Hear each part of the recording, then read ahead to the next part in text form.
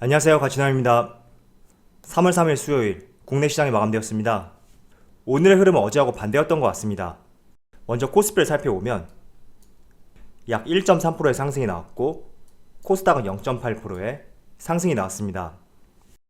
어제 조금 아쉬움에 대해서 생각해봤는데 오히려 강한 상승보다는 상승폭이 적더라도 천천하고 꾸준하게 낫지 않을까 이렇게 생각이 들더라고요. 우리가 그동안 강한 상승이 나오게 되면 또 박스권 상단에서 주가가 밀리는 모습들이 나왔었는데 그러한 모습들을 조금이라도 방지하기 위해서는 차라리 천천히 그리고 꾸준하게 상승하는 것이 더 낫다라고 생각하고 있습니다. 그래서 요즘 구간에서는 조금이라도 상승이 나왔다는 것에 대해서 큰 점수를 부여할 필요가 있다고 말씀을 드리겠습니다. 자, 삼성전자 오늘 내내 좋지 못한 흐름이 나왔었는데 장 막판의 상승으로 마감이 되었습니다. 그래서 84,000원에 마감이 되었고 이어서 네이버 요즘에 네이버의 흐름이 상당히 좋거든요.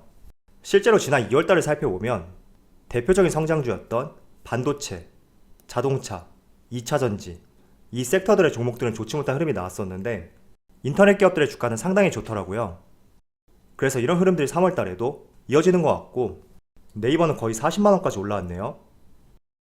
자, 그리고 현대차 오늘 현대차는 0.4%의 상승과 함께 24만원에 마무리가 되었습니다. 오늘은 특별한 움직임을 보여주지 않은 것 같고 전기차 배터리 관련주인 삼성 SDI 어제는 LG화학에 비해서 다소 아쉬운 모습이 있었지만 오늘은 상대적으로 LG화학에 비해서 양호한 모습이 나왔습니다. 자, 그럼 바로 수급을 살펴볼게요. 자, 코스피의 수급을 살펴보면 오늘 외국인이 소폭 순매도를 보여주었고 기간이 약 7천억 가까운 순매수를 보여주었습니다. 또 그 중심에는 금융투자가 될 수가 있고 여기 좌측의 거래대금을 살펴보면 물론 시간의 거래까지 더해지면 조금 더 거래대금이 올라가겠지만 현재까지 봤을 때는 지금 14조 원이 채 되지 않거든요. 과거 거래대금을 살펴봐도 가장 적은 금액인 것을 확인할 수가 있습니다. 그 말은 박스권이 이어지는 만큼 개인들의 관망세가 이어지고 있다 이렇게도 볼 수가 있습니다. 이어서 코스닥은 외국인이 소폭 순매도를 보여주었고 개인과 기관이 순매수를 보여주었습니다. 이어서 삼성전자 오늘 삼성전자는 외국인의 순매도가 있었고 기관과 개인이 순매수를 보여주었습니다. 그리고 기관의 중심에는 금융투자가 있었고 코스피와 마찬가지로 삼성전자도 오늘 거래량이 상당히 많이 줄었네요. 오늘 흐름이 상당히 좋았던 네이버는 기관과 외국인의 동반 순매수가 있었고 외국인을 중심으로 강한 순매수가 들어왔죠. 그리고 기관을 살펴봐도 대부분의 주체들이 순매수를 보여주었고 연기금은 한 달 만에 매수세가 들어왔습니다. 그리고 현대차도 오늘 거래량이 상당히 많이 줄었고 개인과 기관이 순매수를 보여주었습니다. 그리고 삼성 SDI도 오늘 거래량이 많이 줄었거든요. 그리고 기관과 개인이 순매수를 보여주었네요. 오늘 전반적으로 봤을 때 대부분의 종목들의 거래량이 상당히 줄어들었습니다.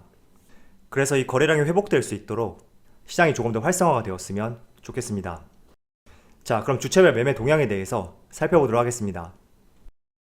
3월 3일 외국인이 가장 많이 매수한 종목은 네이버, H&M, 포스코, 현대백화점, 이마트 이렇게 다섯 종목을 순매수 상위종으로 올렸습니다. 오늘 소비 유통 관련주들의 흐름이 좋더라고요. 현대백화점하고 이마트뿐만 아니라 롯데쇼핑, 신세계 대부분의 종목들의 흐름이 좋았던 것 같습니다. 자, 이번에는 기관을 살펴보면 삼성전자, 네이버, SK하이닉스, 포스코, 셀트리온 이렇게 다섯 종목을 순매수 상위종으로 올렸습니다. 네이버하고 포스코 외국인하고 순매수 상위 종목이죠. 제가 주말에도 말씀을 드렸듯이 포스코 같은 경우에는 기관하고 외국인 꾸준히 매수세가 이어지고 있더라고요. 그래서 여러분들도 한번 관심을 가져보셨으면 좋겠습니다. 마지막으로 개인을 살펴보면 삼성전자, LG화학, SK케미칼, 카카오, 삼성전기 이렇게 다섯 종목을 순매수 상위종으로 올렸습니다. 자, 지난 2월달을 생각해본다면 채권금리의 가파른 상승으로 인해서 국내뿐만 아니라 세계 증시가 많은 요동을 쳤습니다. 그리고 현재는 1.407%로 조금은 진정세를 보여주고 있는데 어제도 말씀드렸듯이 미국의 대규모 경기부양책 이 경기부양책이 상원을 통과하고 실제로 이행이 될 경우에는 다시 한번 채권금리의 상승이 일어날 수가 있습니다. 물론 일어날 가능성이 더 높겠죠. 자, 그렇다 보니 이 채권금리에 의해서 시장의 흐름이 좌지우지되고 있고, 이번 3월 달에도 딱히 시장이 긍정적일 수 있는 그런 재료, 모멘텀, 그런 것들이 보이지 않는단 말이죠. 자, 그렇지만 저는 그래도 여러분들에게 늘 말씀을 드렸듯이 재료와 모멘텀, 이런 것들이 조금 부족하다고 하더라도 반대로 생각해 본다면 지수를 하락으로 연결시킬 수 있는 이런 재료도 있는 것은 아니거든요. 그래서 지금 구간은 말 그대로 박스권이라고 볼 수가 있는데, 그런데 최근에 조금은 지수의 박스권을 돌파할 수 있는 이런 재료들이 조금씩 대두가 되고 있습니다. 말씀을 드려볼게요. 미국 연준에서 국채금리 안정책을 검토하기 위해서 오퍼레이션 트위스트를 검토 중이다. 이런 발표가 나왔습니다. 자, 오퍼레이션 트위스트에 대해서 제가 간단하게 말씀을 드릴게요. 여기 미국의 국채금리 수익률을 살펴보면 방금 전에 보여드렸던 그래프, 여기 10년물 국채금리거든요. 그리고 10년물 이상부터 우리가 장기채로 분류를 하고 있습니다. 자, 그런데 오퍼레이션 트위스트라는 것은 여기 좌측에 있는 단기채, 단기 국채를 일정 부분 매도하고 그 자금을 활용해서 여기 우측에 있는 장기 국채를 매입해 수익률을 평탄하게 만드는 것을 오퍼레이션 트위스트라고 합니다. 실제로 오퍼레이션 트위스트 같은 경우에는 지난 1961년과 2012년 유럽 재정위기 당시 단 2번만 진행이 되었거든요. 그런데 이번에 3번째로 진행될 가능성이 상당히 높다는 것에 무게가 실리고 있습니다. 그 원인 중에 하나가 실제로 미국의 경제 매체인 CNBC 기사를 인용해보면 연준에서 오퍼레이션 트위스트 도입 여부를 위해서 지금 채권시장 딜러들과 꾸준히 접촉 중이다, 이런 발표가 있었습니다. 자, 그렇기 때문에 지금 이 가능성에 대해서 상당히 대두가 되고 있고, 그리고 미국의 뱅크 오브 아메리카에서도 오퍼레이션 트위스트야말로 현 단계에서 연준이 내놓을 수 있는 가장 완벽한 정책이다 라는 기사도 있었거든요. 그래서 이런 점들을 볼 때 실제로 단기채 국채를 매도하고 그 매도한 자금으로 장기 채권을 매입해 채권 수익률을 안정화시키겠다 라는 가능성에 대해서 조금은 우리가 신빙성을 가져볼 수 있다고 그렇게 볼 수가 있습니다. 자, 그런데 장기 채권을 매입하면 왜 채권 금리가 안정화되는지 말씀을 드려볼게요. 일단 어떤 것이든지 대량으로 매입하게 되면 가격 상승이 올 수밖에 없습니다. 즉 장기 채권의 가격은 상승할 텐데, 그렇기 때문에 반대로 채권 금리는 하락할 수가 있습니다. 채권 가격하고 채권 금리, 이 두 가지는 반비례 관계거든요. 그래서 이런 점들을 참조해 보시고요. 실제로 연준에서 오퍼레이션 트위스트를 단행하고 장기 채권 금리가 안정화가 된다면 저는 그동안 가장 많이 눌렸던 성장주를 중심으로 다시 좋은 흐름이 나올 수 있다고 그렇게 생각하고 있습니다. 그래서 지금의 시장에 대해서 상승의 모멘텀은 조금 부족하지만 반대로 생각해 본다면 또 하락을 부추길 수 있는 그런 재료도 있는 것은 아니거든요. 때문에 우리가 너무 두려워할 필요는 없다고 그렇게 생각하고 있고요. 아마도 이번 달이죠. 16일에서 17일 미 연준 FOMC 회의가 있는데, 여기에서 어떤 방향성이라든지 발표, 이런 것들이 나타날 가능성이 높습니다. 물론 그때가 되기 전부터 어떠한 시사점과 방향성에 대해서 좋은 재료가 발표가 될 수 있으니까 조금은 생소하더라도 오퍼레이션 트위스트 이루어지는지에 대해서 한번 관심을 가지고 지켜보셨으면 좋겠습니다. 자, 최근에 연기금이 꾸준히 매도세를 보여주고 있는데, 연기금의 자산 가치가 증가하다 보니까 24조 원을 더 매도할 가능성이 높다, 이런 내용이 발표가 되었습니다. 자, 지난 2월 초만 하더라도 저는 연기금의 매도세가 조금은 줄어들지 않을까, 이런 생각과 함께 여러분들에게 말씀을 드렸는데 조금은 제 생각하고 달랐던 것 같아요.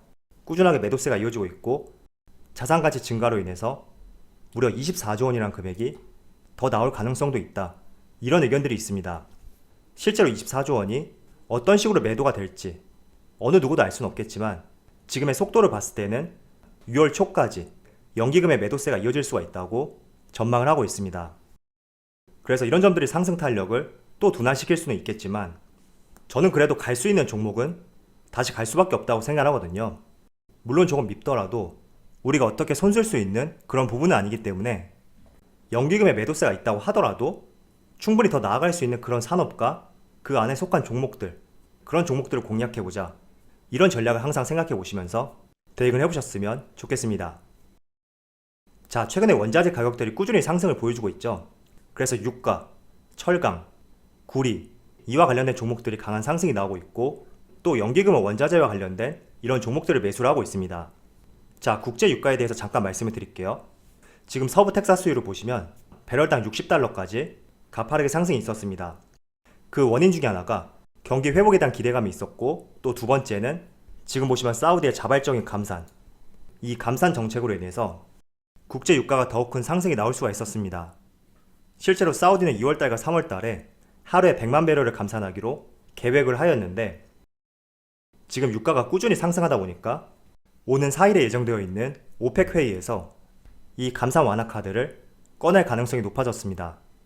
자, 그렇게 된다면 공급이 늘어나게 되면서 자연스럽게 유가의 가격은 또 떨어질 수가 있거든요.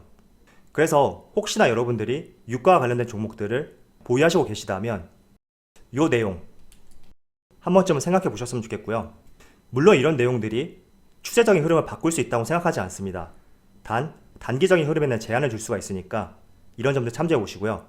그렇지만 혹시나 사우디에서 감산 완화를 한다고 하더라도 경기가 회복됨에 따라서 조금은 긴 흐름, 추세적인 흐름을 봤을 때는 다시 완만한 흐름이 나올 수가 있으니까 단기적인 흐름과 조금은 긴 흐름을 구분을 지어서 생각해 보셨으면 좋겠습니다.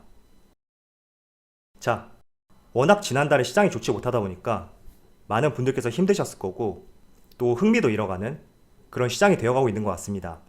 그렇지만 연준에서 오퍼레이션 트위스트, 이 카드를 꺼내게 된다면 다시 한번 시장은 좋아질 수 있는 그런 변곡점이 될 수가 있거든요. 그래서 조금은 힘들더라도 인내심을 갖고 언제나 화이팅 하셨으면 좋겠습니다. 자, 그럼 오늘 영상에서 마치도록 하고요. 언제나 여러분들의 성공 투자를 기원하도록 하겠습니다. 감사합니다.